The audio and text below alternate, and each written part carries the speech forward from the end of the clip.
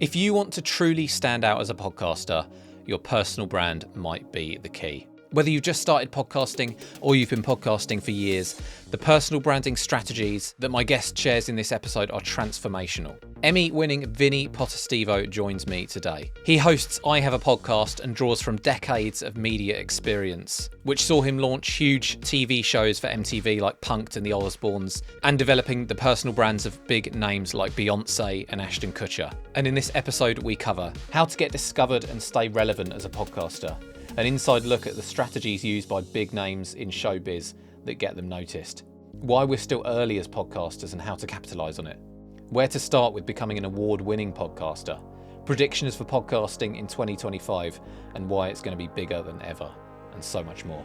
This is an awesome opportunity to hear from a podcaster with some deep industry insight, so keep listening.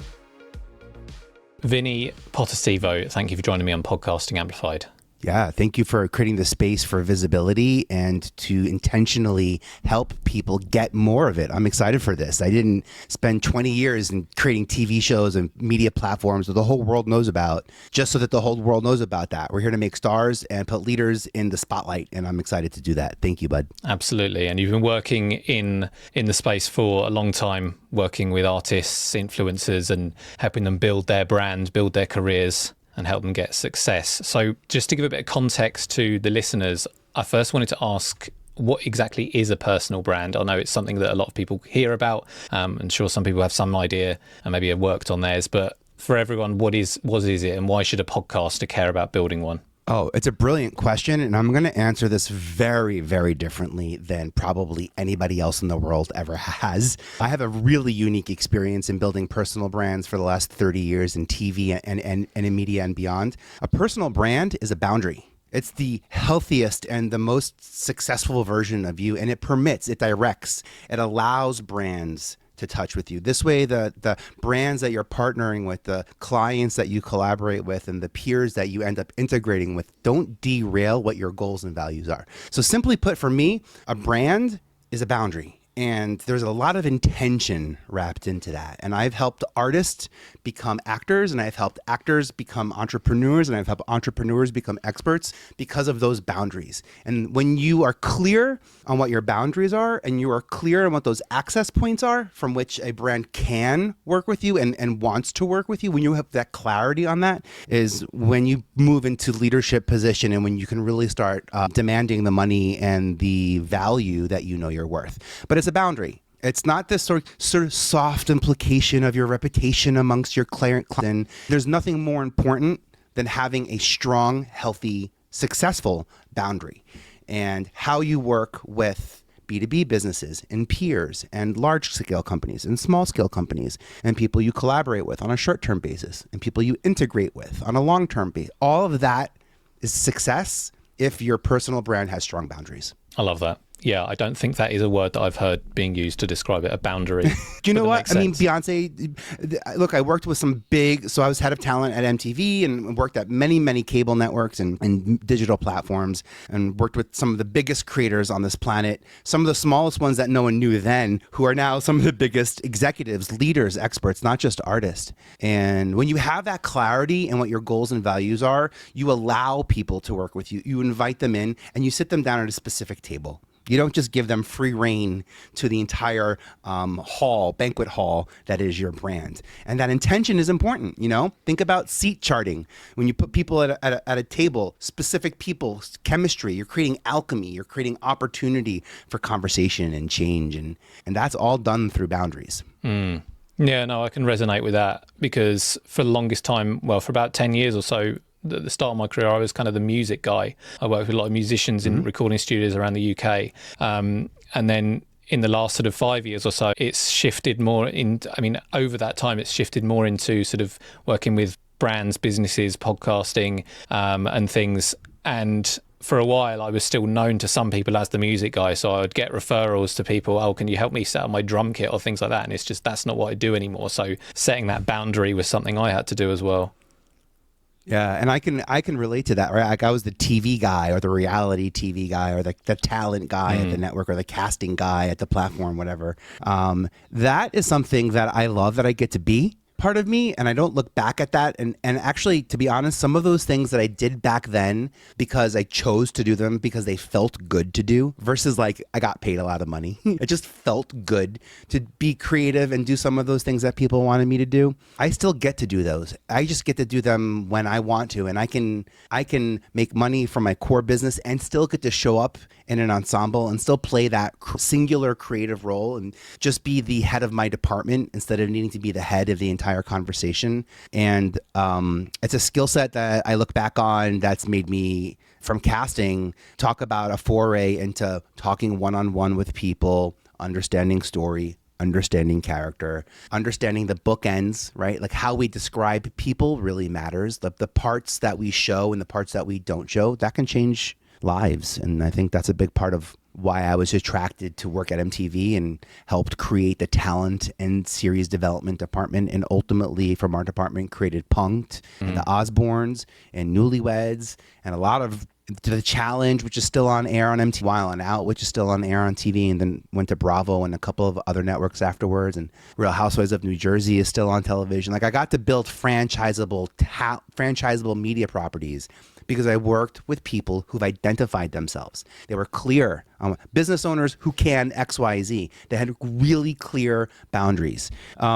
On Housewives, when you cross the boundaries, you get good TV. Let's just put it that way. Outside of that platform, respectfully, we try to work within our boundaries. But, if you know Housewives and the tone that show has undergone over the last 20 years, you know what I'm talking about. And where does podcasting come into this? Like the people part of podcasting, the building that relationship with the host is a big deal. So why is it important that a host... even podcasters listening who they might not be doing it for business reasons. It might just be more of a hobby, but they still want to grow it. So why does this need to matter to them? Yeah. Create what you can, not what you should. Many of the series that I just name dropped and talked about, maybe you watched them 20 years ago when you were a teenager or a young adult, whatever, growing up. They're still relevant. They're still there. I didn't make them because I was trying to be trendy that moment that year. I did what I could. I put my entire being into that. And now, 20 years later, when there are new platforms, new video platforms, new opportunities for podcasters to show up in places that never happened before, I have content that is ready for it. I developed my first podcast in 2005. It was with a man called, an artist named Fat Man Scoop. He has a really famous line. You got a $50 bill, put your hands up. You got a $20 bill, put your hands up. Engine number 9. Like, this is a prolific DJ, and you needed access to you needed access to a microphone in a booth back in 2005. So he was a radio DJ. Him and his wife overnight went and recorded an episode of what they called Man and Wife. I had a relationship with him as an artist. He came to MTV and let me hear it. I said, it just feels a little sterile for like a relationship, like a married relationship talking about sex. I don't feel like I want that in the booth. Like it's kind of sexier if you brought the booth to the bedroom, similar to how when you were talking about what your expertise was in the studio and that studio suddenly got in everyone's back pocket because we all have these iPhones now, the same exact way that I was the TV guy and the production guy until everybody got access to be able to create content and put it out themselves. But what I did differently with this podcast, because I come from a place of television and the visual component matters and the audience growth matters for me most in TV development, I thought if I can get this to work where we record this podcast in the bed, I can take the bed and put it on a comedy, stage, and I can tour with that bed and these people and drinks, and we can have fun conversations about sex with couples. That sounds like a fun date night, to be really honest, and what a cool way to create community. And I can instantly see what that show looks like versus another two people just sort of talking to each other and riffing off of each other back and forth. And that was the first podcast. It was called Man and Wife. And that was the first podcast that I was able to convert into a television show. And then MTV ultimately bought it, and we did a full, season. And it's one of the first podcasts to get turned into television back in 2005.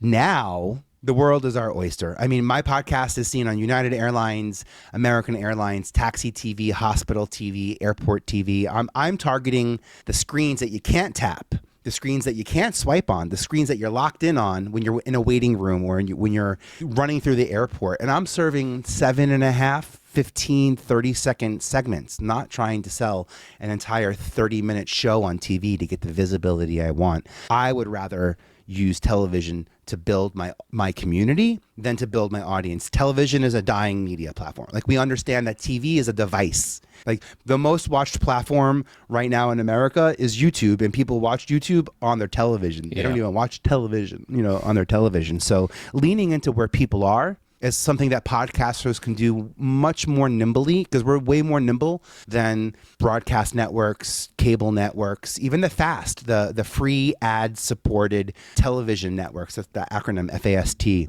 stands for, free ad-supported television. Well, yes, you'll have an address. Yes, there's a place to go see it, but there's also an algorithm that you're probably not a part of that pushes out the content for visibility. So the more you can own, the more that you can, and the more content, the more space you can own, the more you can do with your podcast, from getting it distributed on more podcast platforms. By the way, is the one thing I like to sort of bring up. When we launch our podcast, usually we take that RSS feed and we go to the top 20, let's just say, podcast platforms, Spotify, Apple. There are thousands that have been launched since I launched my podcast, hundreds every single month globally. People are trying to organize and put social networks based on like social topics, age, background, expertise. There's a lot of different ways people can fracture what is happening in podcasting, and I'm mindful of that. So look, I mentioned a lot of platforms already. MTV, Bravo, LinkedIn is one of them. I know they need stars. Platforms need stars. That's how they get on the map, is because they're known for having big shows or a big artist. There's a reason why you go to it. Spotify infamously did it with Joe Rogan. I'm gonna tap myself on the back here. MTV, did it with maybe Ashton Kutcher or Johnny Knoxville, or the Osbournes. But we had big stars that we were able to catapult and brought people to our platform. So the reason why I'm all leaned in on podcasters is there's no other form of media that allows you to do that. Create something and own it 100% out of the gate.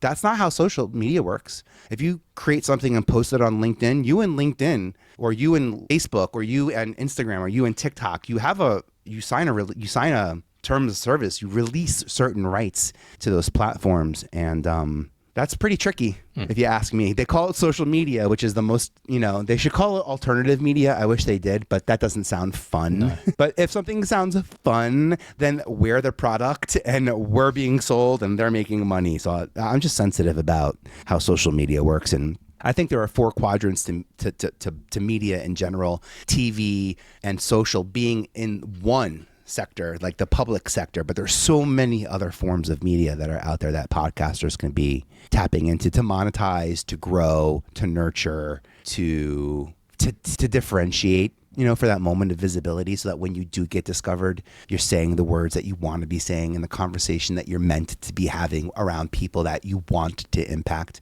That's the power a podcaster has, that no artist that we've mentioned so far or celebrity would be able to do that if they didn't own their content. And a lot of the shows I mentioned, MTV owns. Those talent don't own. Even the Osbournes don't own the Osbourne. You know what I mean? Like, so we're in a really unique situation, especially in America, and how content is sold in America, because the media companies are part of the stock exchange, and there's a financial responsibility for those publicly traded companies to make money. So they own your ideas versus other territories in the world that are English speaking that don't own your territory. They co-own it with you, or they license it from you and you own it. It's a really unique vantage point that podcasters have, both in communication and in business.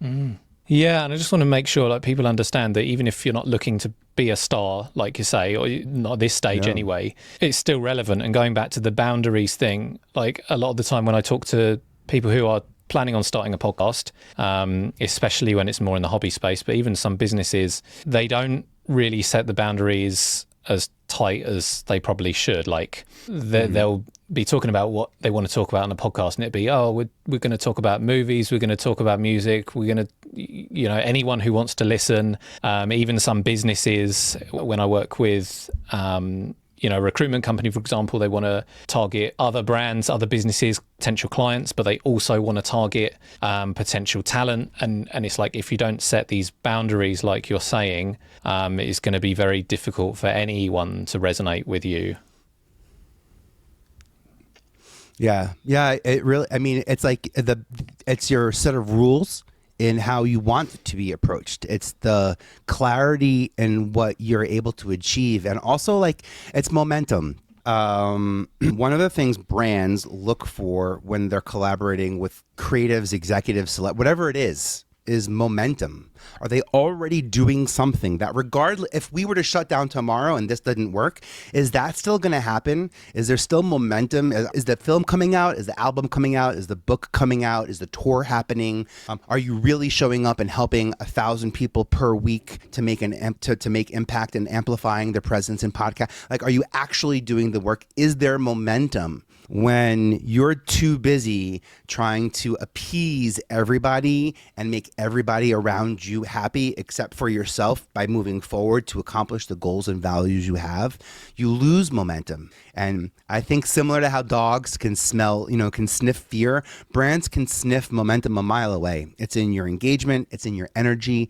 It's also in your communication skills. What are you set up to do in the future? So having boundaries, also having boundaries allows me to ask for what I want. It gives me the confidence to know what my price is. Boundaries. So this is a spicy topic.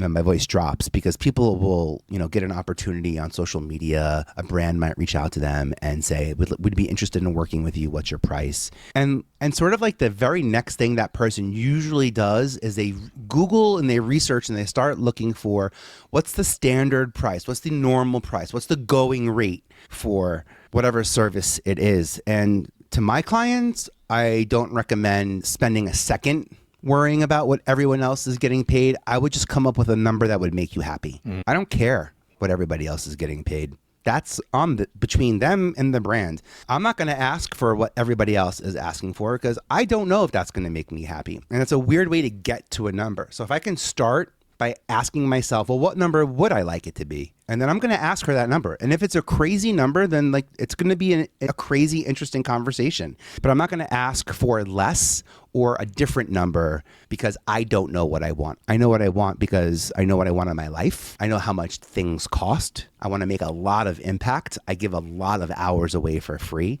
So I have premium clients that pay me a premium price, and they know that I'm going to help them build their audience. Simultaneously, I'm going to use that audience to build my community because the people I support are the people who support me. That's an actual intention for the last, let's say, 25 years that I've had in my career. If you don't like me and you don't want me to win with you on stage when you win, then I'm just not the right partner for you. And I'm at a point in my career where I can walk away and say, I'll let you win on your own. If you don't need me to win, then I just like being in the audience.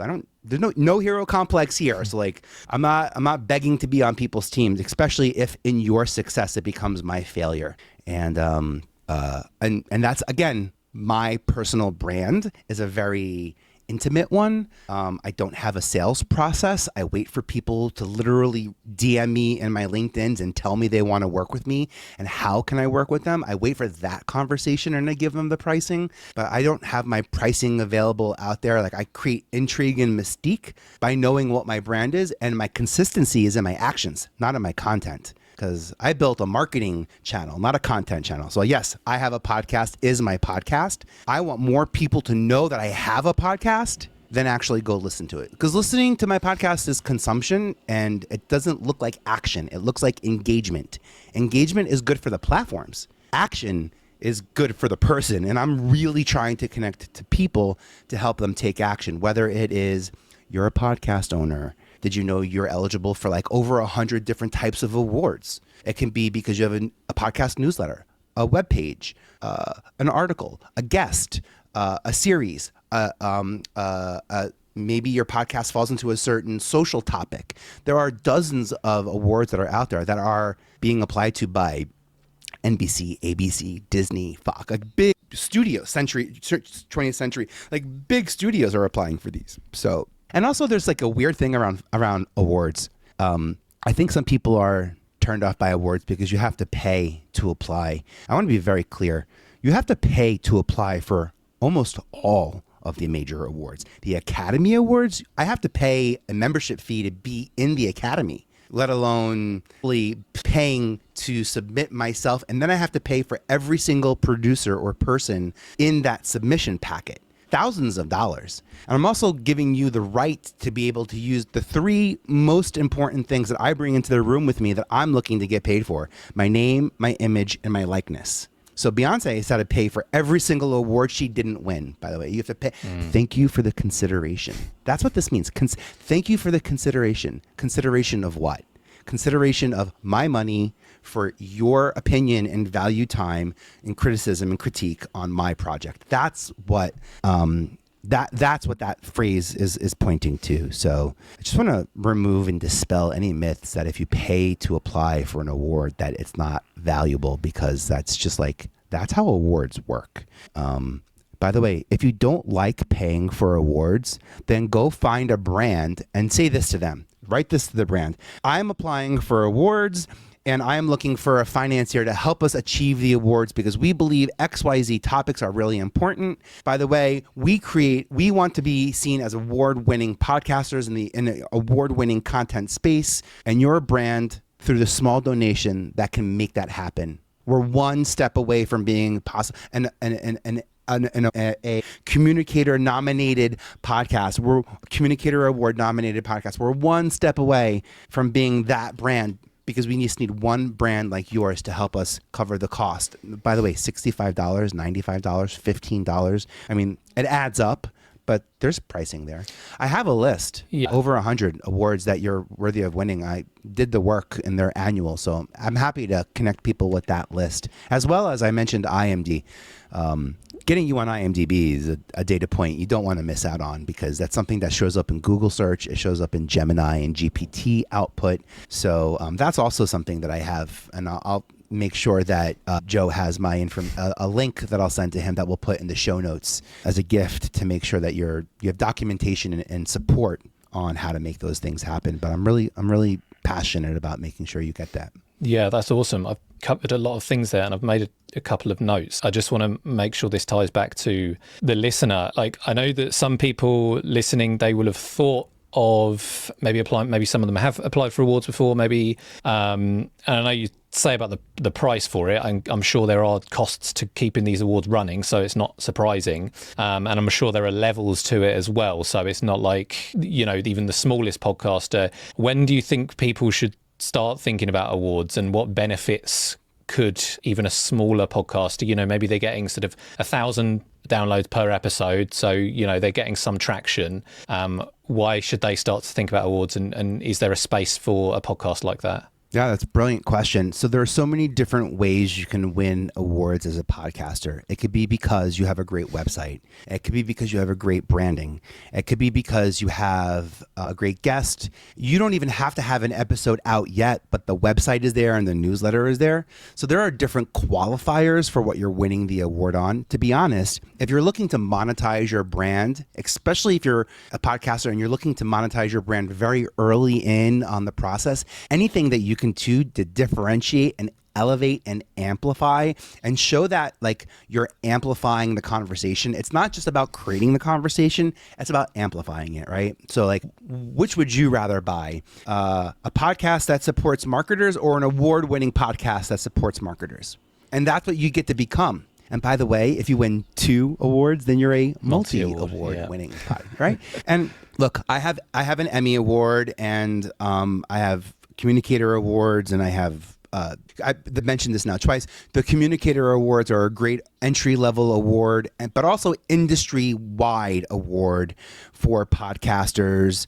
There's a couple of other really well-known, the Bees is a really well-known digital website, a digital award. If you have a great website for your podcast, then you could apply for the Webbies. If you have a video podcast, you could apply for the Tellies, and that's the video version of podcasting. There's also some audio awards that happen there. And that's the win. So there's 2 wins, I would say this. The win, first off, is the accreditation, the acknowledgement, of creating something that whether your peers voted on it or whether it was through performance, it was elevated. So like just the act of elevating it is in and of itself rewarding. The second part is when you do apply for these awards, one of the responsibilities you have as a nominee, and certainly as a winner, if you win silver or gold or any of the sort of top levels, is to come back as a judge. And as a judge, you're given information on the actual criteria that we're looking for when we are so as a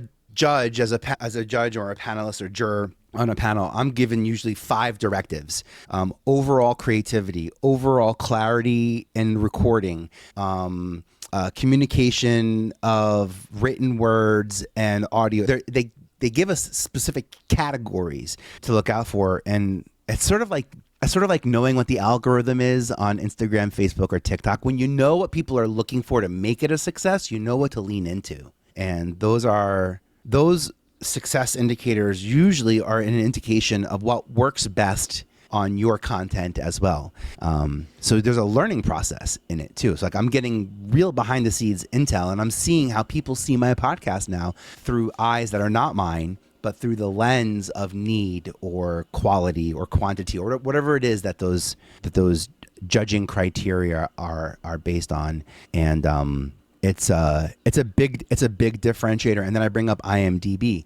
So when you win your award, most of us would probably just go to social media and then say we won the award, because we imply, because we won an award, that we're experts. And that's an implicit way to grow your brand. The explicit way to grow your brand, the explicit way to guarantee tell Google and GPT and Gemini that you are an award winner, is to go to IMDb and claim your award for your podcast on IMDb. Then you become an award-winning owner of an award-winning podcast agency that creates award-winning content for its award-winning clients. Those are results that I think most of us know how to monetize and can see how that feels a little bit more up-leveled out of the gate than not. So I focus on awards because it's important for me that we're creating content that the community sees as valuable. So for me, that's why I like creating awards. I'm always mindful of like, what conversations are we starting? That's like my number one thing when I create anything, is like, what conversation am I starting? That's how I was trained in television and podcasting. And podcasting is actually, what conversation am I supporting? Because that's the beauty of podcasting, is we have the space autonomy to support conversations that we're capable of starting, where cable networks often don't have that ability to do so. And that's the power. That's the power in owning your content and in distribution, is that in and of itself. And we have the ability to share. So if you have a 15-second promo or trailer of your podcast and you and I hit it off and I want to support you, I have a podcast and I can put that 30-second trailer, I can drop it in a dynamic ad, I can bake it into an episode. I just have a lot of freedom and choice to get to support you. Podcasters, we created space in a very unique way that is shared in a very unique way, way better than any social media platform could ever do, because of how that file is shared and where that audio file lives versus, social media, which pretty much requires you to be connected to the Wi-Fi. Whereas with podcasting, we download our episodes, you don't need Wi-Fi. And that makes us very nimble. We can get places where a lot of social can't. Yeah, and it's not completely reliant on a single platform generally. Yeah. Yeah, absolutely. Yeah, it seems like we're still really early with this stuff as well. Like, I doubt many podcasters are thinking about IMDb. They obviously know of it for film, TV. We've heard of it for that. We've heard, awards in those spaces as well. I think a lot of people aren't even thinking about awards at all yet for podcasting. So, and I mean, I think just having a really highly produced, well-produced podcast already puts you into the top 10%, because it's such a low barrier to entry. And then within your niche, that narrows it down even further. And then if you're award-winning, like, you could really have an opportunity to be one of the only award-winning podcasts in your niche, if it's quite a neat, like, if you talk about housing, the housing market, or, crypto, whatever, one of these sort of more specific niches, then, it could really help you stand out, I can imagine. And that's, to me, the differentiator. That's what I'm always I'm not trying to be better. I just want to be different. I don't need to be better than my competition, because again, I'm not concerned with what everyone else is doing. And I'm aware what my peers and a couple of key people, I'm aware of it because I'm tapped into like the energy of the zeitgeist and the niche that I'm in. But I'm not rubbernecking and looking at and observing what people are doing and trying to do it better. I have my boundaries and I have my barriers. I have my momentum. I have my clear goals. And also, to be honest, I know how I want it to go. I don't know what the future is. I can't predict the future, but I can make it. And that's like a mentality that I have into it. I also have a very weird opinion that some people don't agree with me on about tomorrow. I'm promised tomorrow, and I guarantee you tomorrow is happening. And some people will say, you're not promised tomorrow. And I'm going to say this, I'll bet my life on it. I'll put everything I have on it. And you know what? I'm only going to get it wrong once in my entire life. And I'm not even going to be here the day that I get it wrong. So I'm not even going to be able to be around to be. I'm going to commit every single day to knowing that tomorrow is happening, and the decisions I make today are predicated on making tomorrow better. And we're already late for today. We're already in it. We're already in the bog, the mog, the clouds, the dark. We're already in it. You know what I mean? But to get to a better place, to be where we want to be, maybe we're not stuck someplace, but we're not where we want to be. That's where I'm making decisions on. So I'm promised tomorrow, and the conversations I'm having now, even making sure people have links to get on IMDb. People don't realize that podcasting is intellectual property, because you know why? Because you get paid for intellectual property. You get paid a lot of money for intellectual property. And you know who doesn't want you to know that? All the people in maybe TV who are saying, oh, don't have a podcast. Everybody has a podcast. This is coming from a guy who gave everybody reality TV shows. Everyone has a reality everyone has a book. Everyone's writing songs. Everyone's writing albums. You don't hear any, are you afraid to write a song? There's so many songs out there. That's just, so like a lot of weird energy around podcasting. I like to dispel those myths, especially for people who are just getting into it, because they don't realize that by creating intellectual property, it empowers them. You're given the right to claim your credit, and that credit is a data point that will get you tremendous visibility. I promise you, it will get you tremendous visibility on Google and Bing and all the search results and engines. So people who are looking to use podcasting to get more search results, IMDb is going to give you more search results than any one blogger or one podcaster who writes one blog article about you, can. But I have a couple of other tricks that I'd love to share for podcasters who are just starting out, ways to stand out or get more eyeballs. Because I mentioned earlier, social media is in this one section of media that is like very public facing. But there are other ways to go about distributing your content. One is through syndication. So syndication, if you have an RSS feed, then you know what syndication is, because you take your RSS link, whether you have a podcast or a blog, right? Because blogs and podcasts both have RSS feeds. Yeah. And what that RSS feed does for people who aren't super technically challenged, or who are like me, your RSS feed is an address. So probably what happens is we'll go to Spotify or Apple Podcasts. Will tell Apple Podcasts what your address is, and then Apple keeps pinging your address, and when you have a new episode, it populates it. So that's what syndication is. And if you watch television, the Ellen DeGeneres show was syndicated. Oprah during the day, different channels, different times, different networks. That's what content syndication looks like. So get your podcast everywhere, and you do that by first and foremost, adding your RSS feed to all the new podcast platforms. There's new platforms, new directories that are out every single month. The same link, vpe.tv/gift, that Joe's going to put in the show notes, also has a downloadable for you to be able to add your podcast to probably 50 other platforms that I don't think you're on. And that's syndication. So syndication is you have a file here, you tell everybody where you're at, you give them... you hear my New York accent. You give them access and invite them to take your information, your content, and syndicate it out to this. That's one way of growing your audience, right? Where you don't need better episodes, better guests, better descriptions, more content. You just need more distribution if you want to get more eyeballs. So like sometimes better doesn't make more makes more, and better makes better. So I want to separate those two. So syndicate. So look, there's a lot of Ireland and the UK and Australia. There's India. There are a lot of platforms and locations right now that are being created that are English speaking platforms for English created content that can get out there. And there's also a lot of different language, options that are out there as well. Syndication. So consider it. We all want more. We want more listens. So maybe we start doing more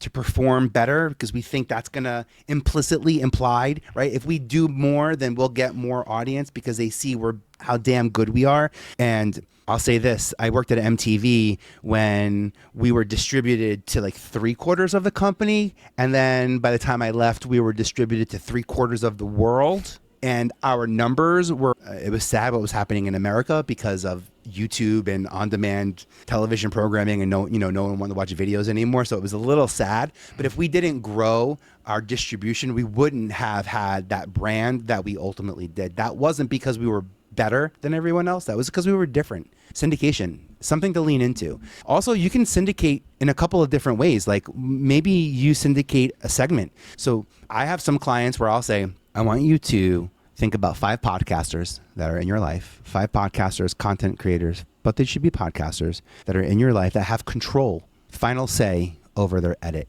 And I want you to call them up and ask them, if I were to create a 30-second segment that were to help your audience out, like I have this idea, I want to create a 30-second segment and I want to syndicate it. I want to send it to like 5 different podcasters who I believe also nurture and connect with my audience. And I would love to reciprocate by having your segment on my audience too. But like, let's swap segments and syndicate out our content and syndicate it into other people's audiences. Because now I'm building community, not just audience. So syndication is it just means content here, and then you're intentionally distributing it. Maybe on social media, we would have called this repurposing. And what I'm moving it into is pre-purposing. So the 5 platforms that are going to support you, you give them exactly what you told them they were going to give you, and they support you. That's syndication. Yeah. There's another word. Do you have any questions about syndication? I was just going to say, like, it's definitely something the listeners, maybe not our clients, because we make sure that they're on all the platforms anyway, as much as they can be on. But for everyone listening, like,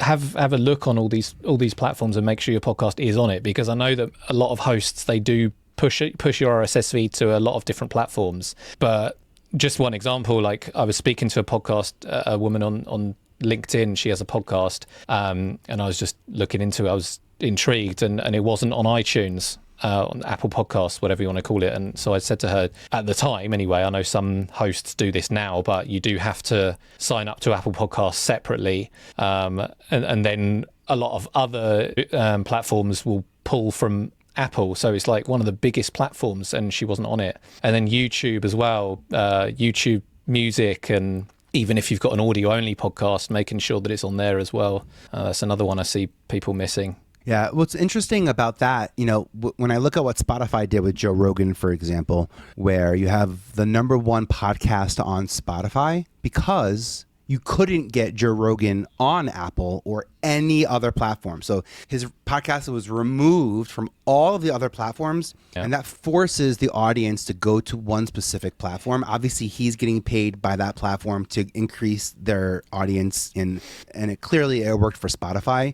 Spotify got some backlash based on the tonality of his podcast, and also was becoming synonymous with his podcast. I come from TV, so you have a big TV show. All of a sudden, like you're the music guy. All of a sudden, MTV is the Jackass channel. Yeah. Bravo is the Housewife channel. Suddenly, it becomes really, really big on what those sort of need to be. So I can absolutely see that happening. Sometimes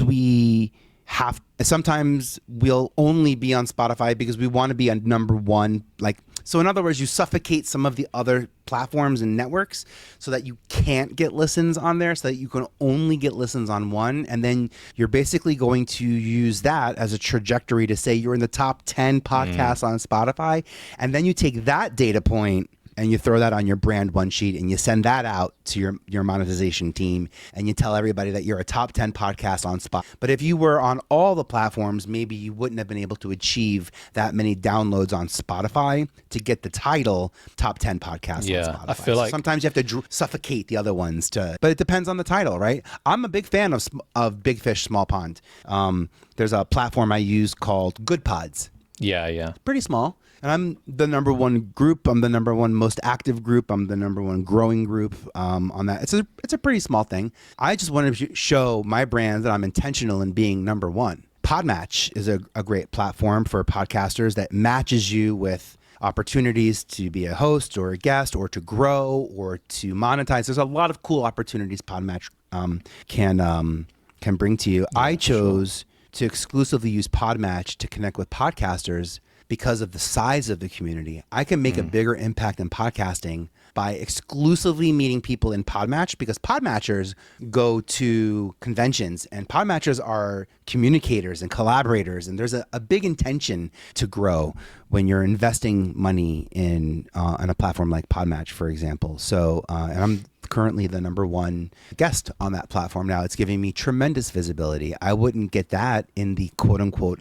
podcast community, like the Apple podcast, and it's a big world that's out there. But I need these decent sized people with audiences that I know that I can make an impact with to see me. So I do look for small ponds to stand out. So, I am not a top 1% podcast on Apple Podcasts. I never have been. Also, most of those podcasts don't have Mandy Moore or Beyonce or Jamie Lynn Sigler or Christina Miller. Like, I had some really awesome women pop through my podcast because of my personal relationship with them. So how we manage and market our podcast, it matters so differently. Again, I'm not trying to get people to listen to my podcast. I just want them to know I have one, because my clients want a podcast. That's also why I called it I Have a Podcast. Yeah, makes very clear.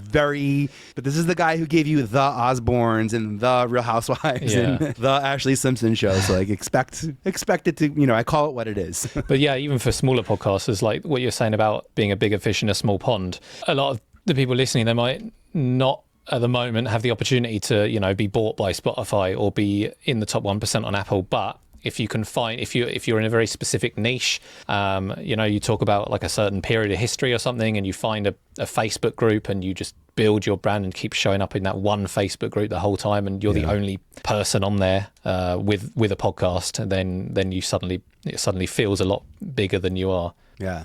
Here's another one about syndication that can help. So if you're helping them with the episodes and get the information out there, another trick of mine of syndication, another tip that I want to put out there is, I mentioned this earlier, have an RSS feed and podcasts have an RSS feed. So you take your blog RSS feed, the blog that you write about your podcast every week, and you tell the world who your guest is and all your thought leadership in this, and go to Google Publishing Center and register your blog so that when you create new posts, your RSS feed gets pulled by Google Publishing Center and pushed to hundreds of thousands of other blogs that are looking for content like yours. And by being listed on the Google Publisher Center, it gives you the opportunity to be discovered by other podcast platforms, or maybe you're a parenting podcaster, so maybe a parenting website, would want to pull your content and instantly be able to instantly be able to support your content. VPE.tv/verify Google News will take you to the exact page on Google. So I'll give Joe all these links again, and we'll put them in the show notes so you can go there. But again, I'm not dropping wisdom and then expecting you to figure out how to do it. I'm really mindful in making sure you're equipped to be successful in what these strategies and methodologies are. But having your blog, your website being recognized, like implicit and explicit. I'm not implying that people should read your blog because you're so darn smart. I'm explicitly telling Google what your blog's about and allowing people to pull it. That's powerful. That's the power of boundaries and personal branding and knowing how people can connect with you. And to your point, you're creating a funnel. You're creating a pressure point now where you're distributing your blogs from. There's momentum that comes with that too. That's a big one. That costs nothing. By the way, I have a couple of 100 blogs pulling right now from my publisher center. I write articles about podcasters. So if I meet a podcaster, I invite them to ihaveapodcast.com/interview. They fill out a form, which is an interview form. And then I convert that into an article, because most people write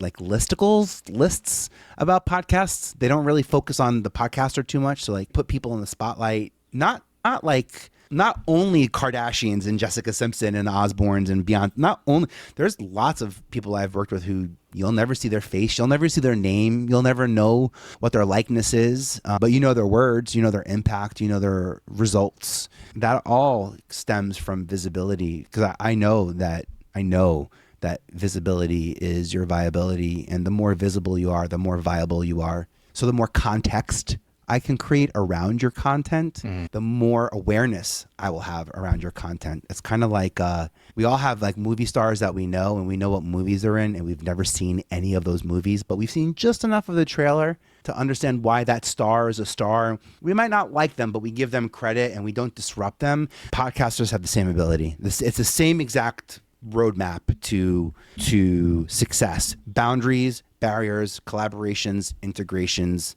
syndicate, aggregation, which is another one. Aggregation is, I'm busy, I want all of my marketing emails in 15 minutes, and I want to look at everything that is like a marketing blog. So I'll go to an aggregator, a content aggregator, and maybe it'll aggregate, it'll collect, it'll cull, and it'll collect blogs and podcasts and articles and stories. And then maybe I'll click a button that will repost it to my Reddit or share it to my Facebook community, because I want to look like a thought leader. So I'm like trying to promote like-minded content. Getting my content into that ecosystem, I'm now getting people to share my thought leadership words without even knowing my personal brand. Like, we spend a lot of time, our titles, our series names, our episode names, the season name, the artwork, our name. We take a lot of time to figure out all that branding. With aggregation, the content matters more than anything. So I'm going to let people find me based on what I talk about. They don't have to know who I am, don't have to know what I am or where I'm going. They just want the goods. And let you do that. I use something called Q. So if you go to, this is all the links again are all in show notes, but vpe.tv/QUUU takes you to the back end and allows you to submit your content into this aggregator so that it can be discovered. If you want to try Q for free and you want to see what an aggregator looks like, so what would it look like to wake up and get 15 emails based on whatever topics you wanted, then you can go to QUUU.co. Three U's on that. QUUU. Did you call me you? I sound like an accent comes out on that one. Yeah, don't worry. I appreciate this. I don't want to like overwhelm people, but the details will be in the show notes. And like, even if you just think of one of the things that Vinnie has talked about and to focus on, whether that's setting boundaries for your personal brand, whether that's looking into awards, or making sure that your podcast is being distributed to all these platforms, that's probably the best place to start. Just before we finish up, because I'm sure we could spend another hour on this. You've got so much insight, and I really appreciate your time so far. I think the don't be better, be different is a really big one, because I think a lot of podcasters, they worry about like being the best, or there's one other podcast out there that they think is better than theirs. But that's just, it's subjective. That's in your opinion. Like, maybe even though Joe Rogan has one of the biggest interview podcasts in the world, that doesn't mean, to me personally, I don't think it's the best interview podcast in the world, and a lot of other people do. Whereas if you're different and you stand out and you're yourself and people resonate with you, then you're their best in a way. Yeah, it's absolutely true. Also, like, just believing that you are the value. You don't need to do anything else other than just be the value. I did quite a lot in my early career at different television networks without any experience. And people will ask me, well, why? How did you, you had zero experience. Why were you the person who did all? Because I didn't have experience. I focused on being the experience. And I was really clear on what that experience would look like. A rewarding, fun, positive journey, solution oriented. So you were going to get something. If I can't give you what you're asking for, we're going to get something. I'm not going to micromanage. I'm going to share direction and give clear visibility and clear direction on what my goals are. And I'm also going to go last. That's like a big trick for me. Go last. I let other people speak first. Speak first in negotiations and meetings and collaborations. The person who speaks last has the most knowledge and advantage of being able to make impact. And I want to evaluate the entire conversation before I can step in. So I'm not always the first person to speak up. I'm often the last because I want to make something move forward. Kind of known for my passion to create something, and power to get that momentum for it to go to that next level. And awesome. Again, people trust people, not businesses. So like podcasters have an advantage that even journalists don't have. Yeah. There's data that says there's more trust in podcasters right now than in broadcast journalists, because the broadcast platform is sensationalized based on like what its advertising goals are. So this is the rise of the talent journalist, the person whose goals and values supersede, the integrity of journalism, which is a weird sentence to say, but that's where we're at in humanity and in our timeline. So people who are doubling down on their words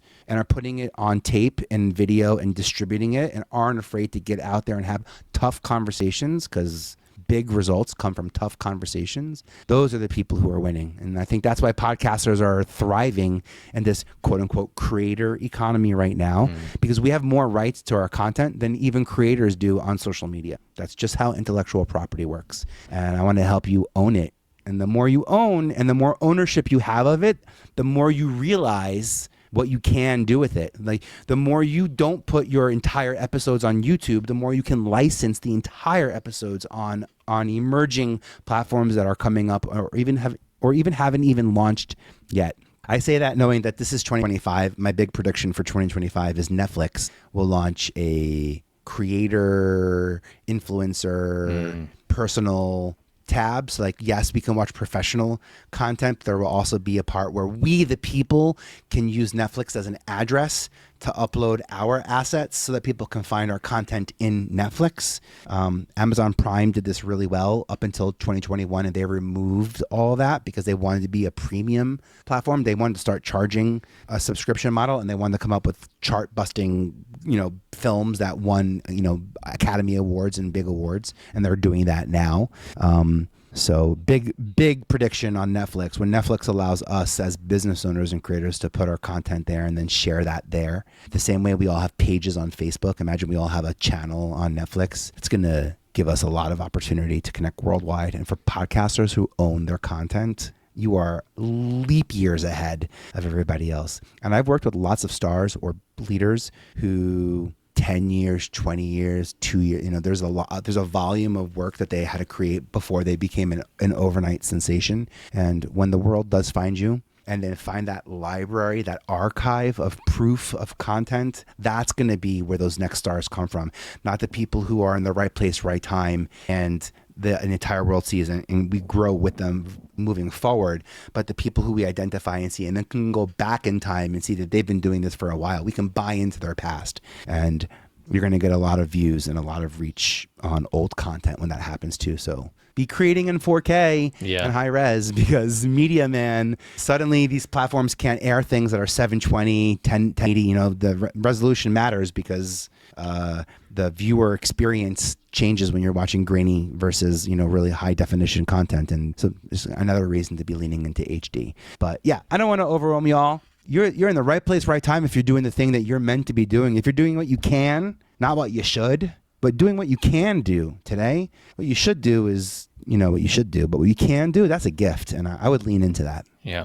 Love it. Thank you. So everyone can have a listen to I Have a Podcast, of course, on all major podcast platforms. But if somebody maybe doesn't have time, or they forget, or they, whatever reason, they can't dive into the show notes and look into some of these things, and they're just listening, what's one place you'd want to send them after this where they can learn more about what you do, or just, if there's one sort of call to action you'd like to make? LinkedIn me up, y'all. I'm on LinkedIn for a reason. My office was open at MTV, and anyone in that building can walk in and pitch ideas, and I would make things happen for them. And I use LinkedIn the same exact way. My DMs are my office, so if you don't know how to spell my name, go to the show notes or the episode title of this podcast, figure it out, come back over to LinkedIn and find me. In my profile, I have my call to action is for people to connect with me on my hashtag LinkedIn, because that's the place where I network and bring people into meaningful conversations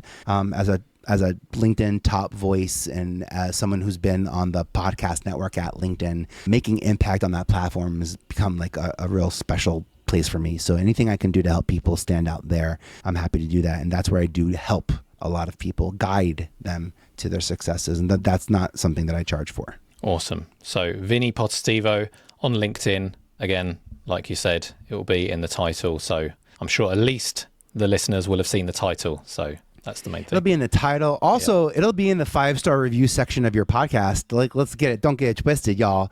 So if you haven't already, and this is like finally you're feeling motivated to give Joe the 5-star review that you've been sitting on, because let me tell you something, 5-star reviews cost nothing. Ugats. But the value is priceless. Please, please, please, I'm begging you, let this be the episode that leaves him a 5-star review. I'm going to. And then I'll see you in the 5-star review section of his podcast. And if you snapshot that, and put that on social media and tag me at I Have a Podcast on social media, I would be happy to give Joe more visibility to amplify this podcast and what he's done.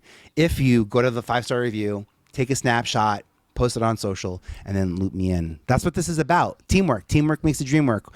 We may not have it all together, but together we have it all. Amazing. I really appreciate that shout out there, Vinnie. And thank you so much for spending an hour of time with us. It's been really helpful for me and a lot of people listening, I'm sure. Thanks for listening to Podcasting Amplified. If you enjoyed today's episode, please leave a review on your favourite podcast platform.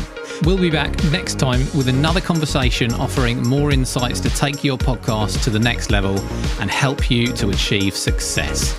Happy podcasting.